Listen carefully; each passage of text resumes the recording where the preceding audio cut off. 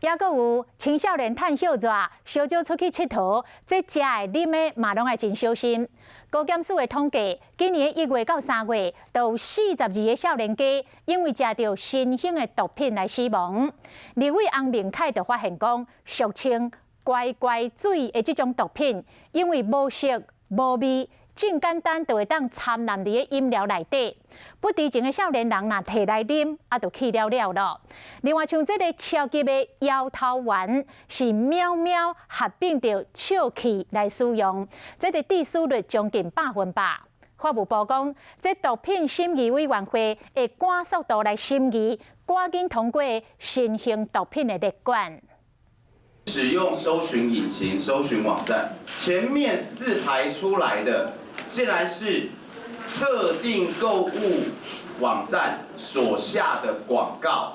上网络这个吹明明是毒品，写啊真详细，甚至有连接到卖场。拍卖网站上也有出现，你想要购买，随时随地都可以购买得到。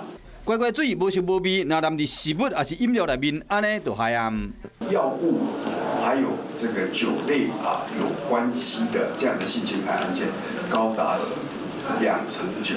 高检署统计，今年1月份到3月份，有42个人用新的毒品死亡，超级摇头丸、喵喵，有人甲笑气做伙用，致死率将近100%。我们针对网络贩售毒品的犯行呢，我们会持续来做网络的巡逻。那另外就是我们现在跟一些社群网站的平台管理人这边呢，我们会要求要善尽管理的责任。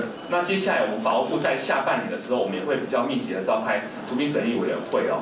那可能我们会更加速的把一些毒品，等于是外国会滥用，我们国内目前还依照旧法不能列管的，我们会加速审议把它通过列管。